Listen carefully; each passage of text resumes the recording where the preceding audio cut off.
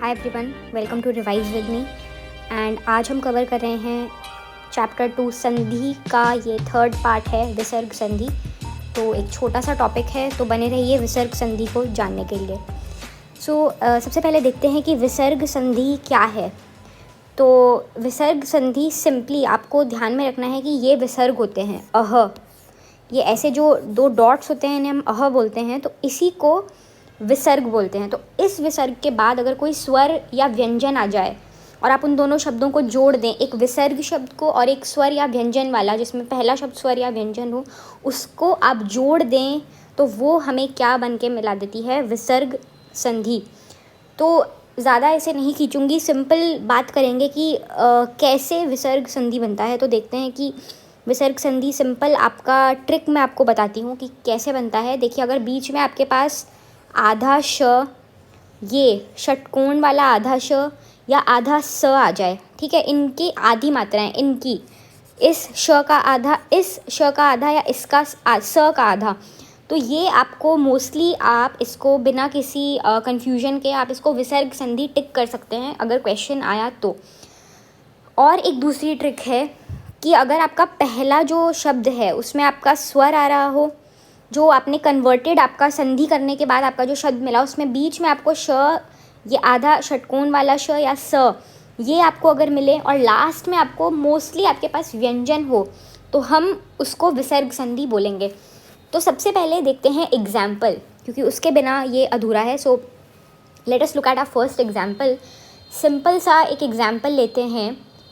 Example लेने के लिए let us take an easy example, जिसे मैं कहूँगी आशीर्वाद।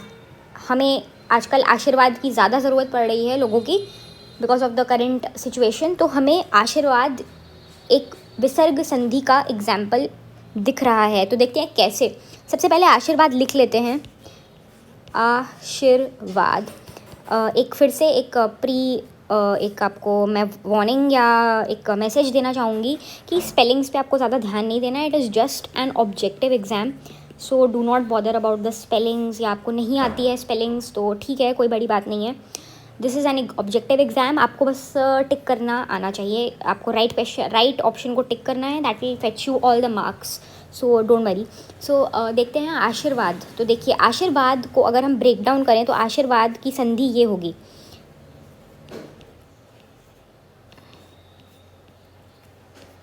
आशीह जमा वाद।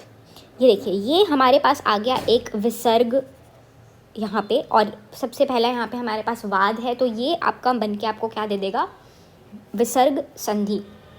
ऐसे ही इसके बहुत सारे एग्जाम्पल्स हैं, जैसे कि देखेंगे दुर्बल।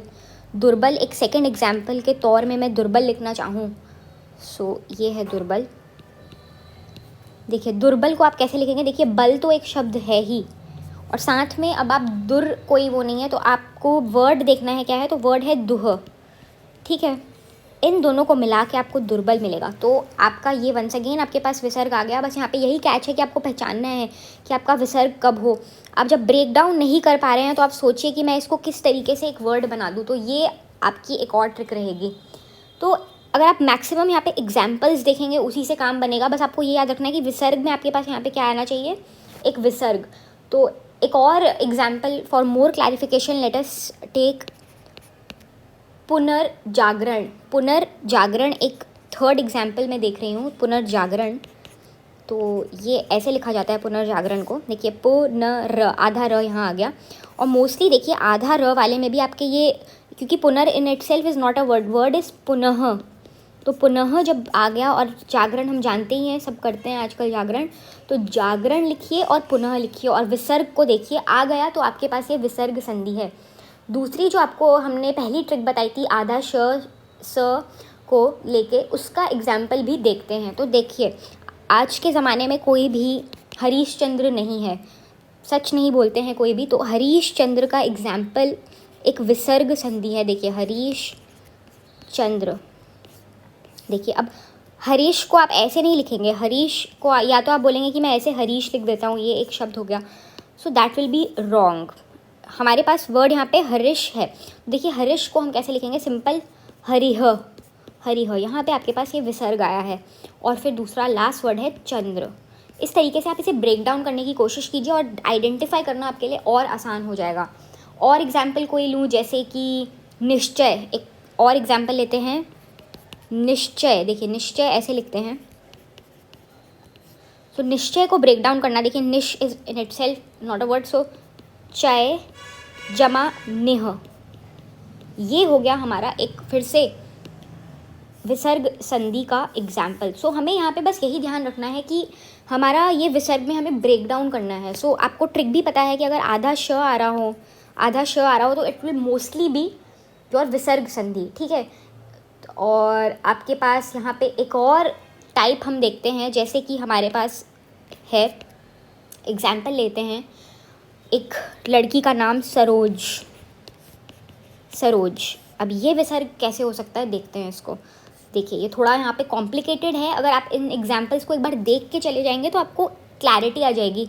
सो डोंट वरी, हम इन एग्जाम्पल्स को भी एक टेबल में आपको बना के दे देंगे एक वीडियो में, जिससे कि आपको आइडेंटिफाई करना आसान हो जाए। और एग्जाम्पल्स देखिए मोस्टली एक तरह के ही होते हैं, जैसे अगर आपके पास सरोज है तो देखिए आपका जो मनोज है वो भी इसी के टाइप का है, तो मनोज भी विसर्ग संधि ही होगा।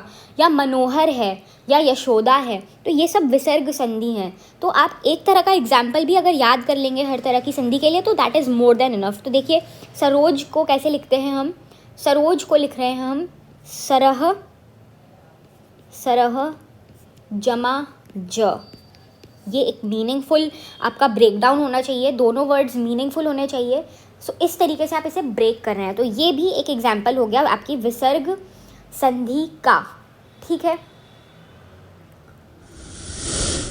सो आई थिंक इतना इस वीडियो के लिए बहुत है। अगर आप और डिटेल में इसको देखना चाहते हैं तो please like, comment and share and lastly and not the least subscribe to this channel, ताकि हम इसे और डिटेल में अगर आप चाहते हैं तो कवर करें। But for the exam perspective I think ये बहुत है, अगर आप UPSC की तैयारी कर रहे हैं तो ये बहुत है। So please like this video and thank you everyone and have a good day.